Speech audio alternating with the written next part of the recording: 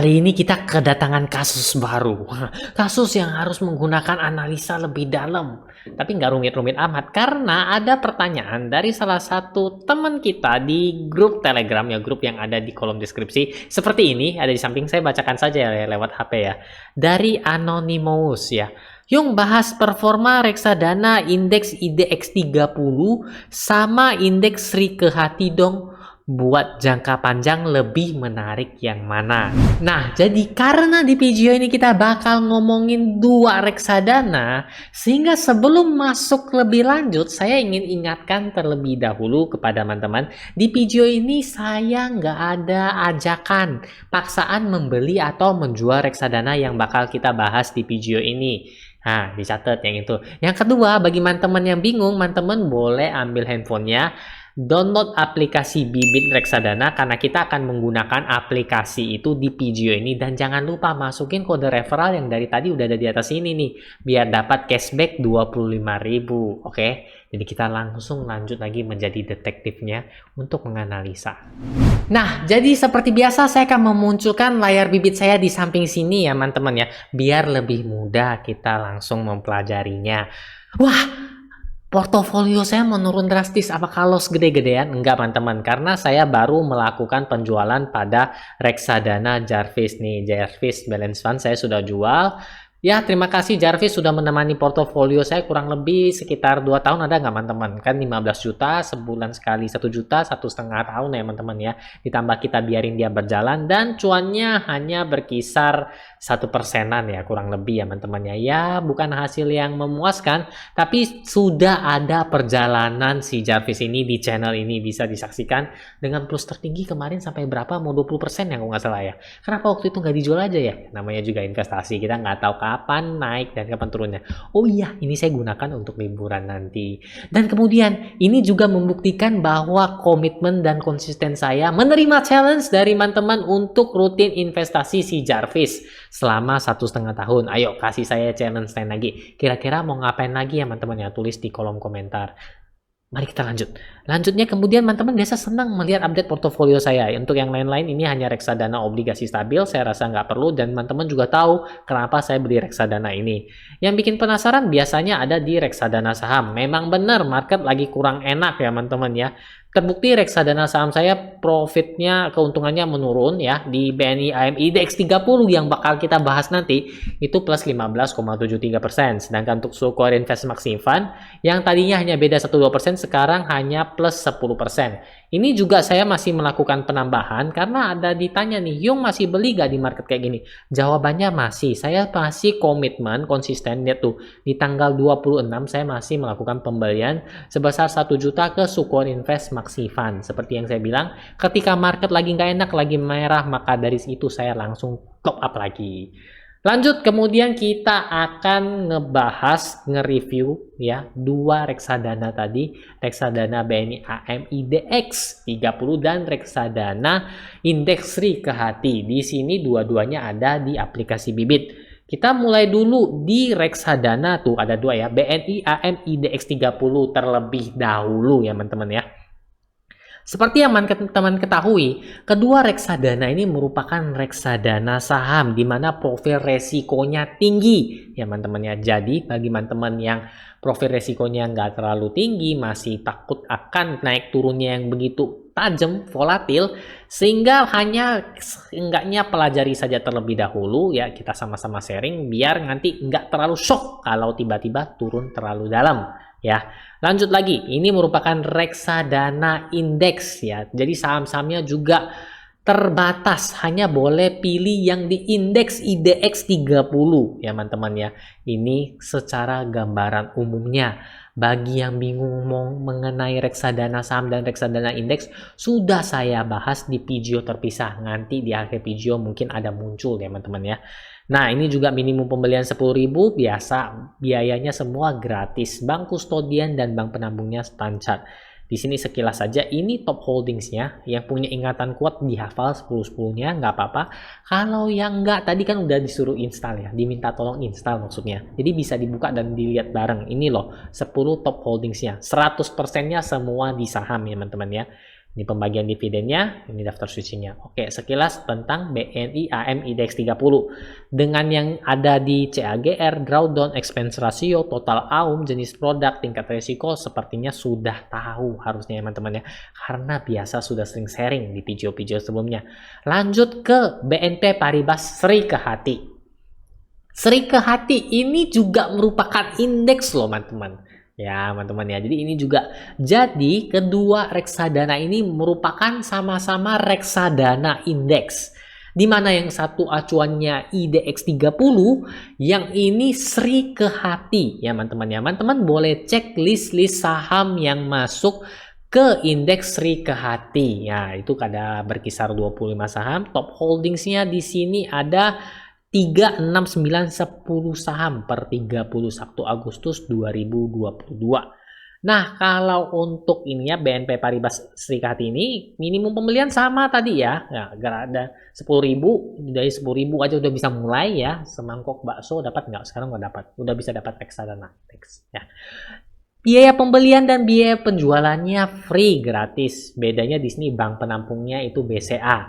Seneng kalau saya yang bank penampungnya BCA karena jualnya nggak perlu kena biaya transfer antar bank. Lanjut lagi, ini merupakan top holdingsnya, ada 10 saham. Nah, yang masih tadi ada ingat ada nggak beda di antara IDX 30 dengan saham-saham ini? Oke teman-teman, dicatat. Sudah ini kemudian yang di bawahnya kurang lebih sama ya teman-teman ya. Dan ke 10 top holdingsnya. Nah, di sini bedanya tadi di BNI AM Index 30 itu 100%-nya saham, sedangkan kalau untuk BNP Paribas Sri Kehati itu sahamnya 73,89%, sedangkan pasar uangnya itu 26,11%. Nah, kemudian kita masuk ke babak berikutnya ya teman-teman ya. Di sini kita akan menggunakan namanya fitur itu adalah perbanding ya teman-teman ya. Pertama kita cari reksadana sahamnya dulu, BNI AM IDX 30 tadi ya. Kita akan bandingkan. Pertama produknya adalah BNI AM IDX 30, sedangkan yang kedua tadi itu adalah BNP mana Sri Kehati. Ini dia Sri Kehati. Kita akan bandingkan kedua reksadana ini. Nah, di sini perlu teman-teman perhatikan, kita akan karena ditanya itu menarik yang mana untuk jangka panjang.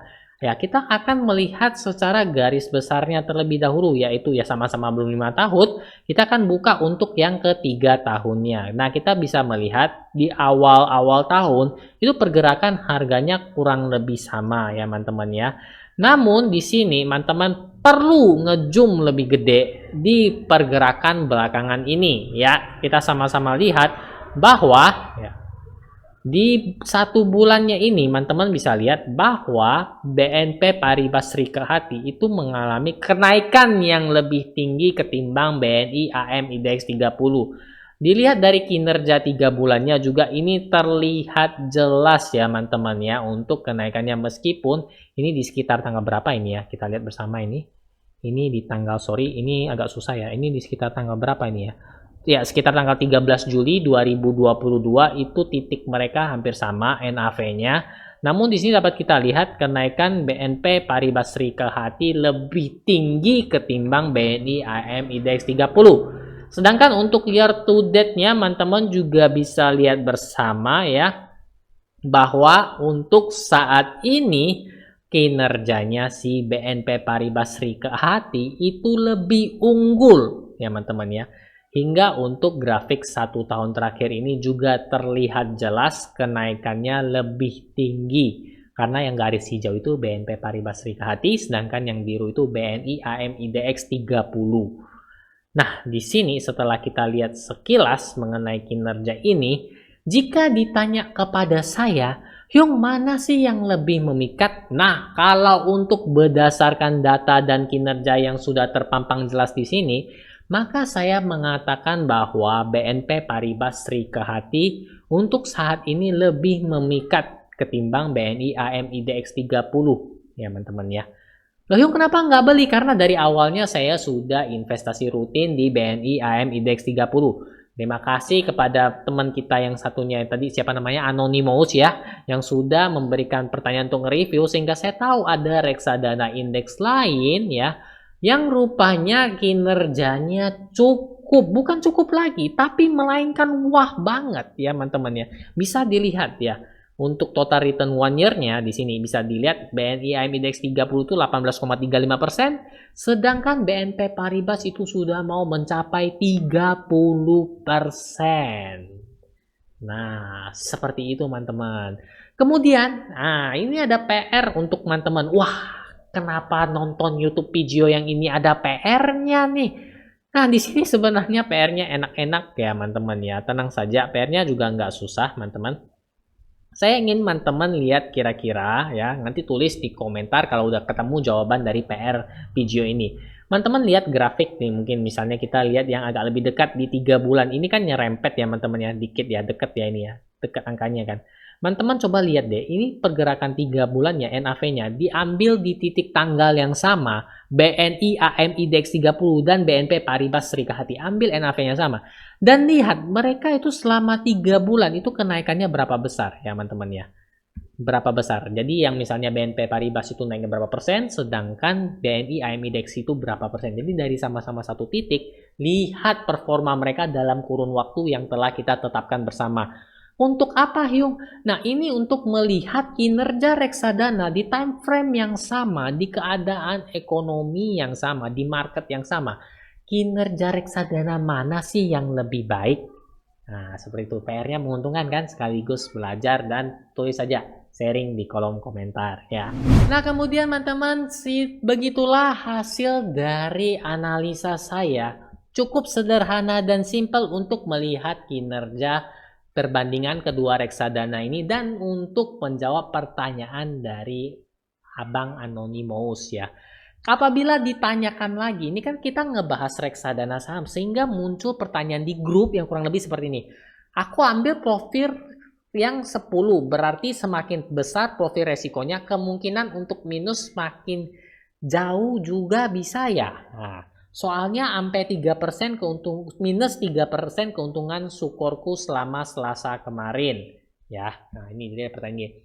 Profil resiko yang makin tinggi bukan berarti minus atau cuannya bisa makin gede.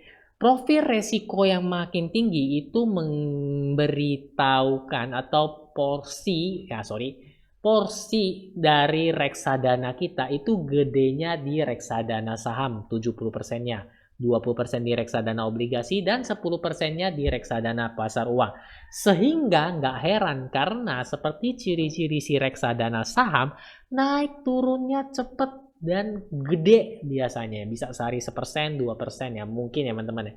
Sehingga nggak heran kalau dia bisa minus sampai 3%-an. Berarti bukan ya teman-teman ya, profil resiko 10 bukan berarti minusnya bisa makin jauh. Tapi karena porsi reksadana sahamnya lebih gede, jadi keuntungan plus dan minusnya bisa lebih tinggi. Itulah kenapa harus disesuaikan dengan benar profil resiko masing-masing. Nah teman-teman, jadi itu merupakan hasil analisa saya dan jawaban saya atas yang mana sih lebih menarik, yang rambut pendek atau yang rambut panjang. Nah kurang lebih seperti itu. Tapi ingat teman-teman, wajib untuk menganalisa terlebih dahulu reksadana yang akan dijadikan tempat investasi jangka panjangnya. Seperti itu teman-teman, karena dia tanya tujuan jangka panjang kan tadi ya. Nah, dan bagi teman-teman yang masih tertarik dan ingin mempelajari mungkin reksadana dan tadi kita ada sebutin reksadana saham dan indeks ya. Mungkin sudah ada di sini udah muncul, teman-teman boleh nonton videonya perbedaannya. Ataupun teman-teman masih penasaran ada gak sih reksadana yang lebih aman atau lebih stabil ya, teman-teman bisa lihat di video yang ini juga yang di bawah ini. Oke, dan teman-teman apabila ingin kelihatan muka saya tiap minggunya, teman-teman tinggal klik aja yang ini, subscribe yang ini. Oke, teman-teman.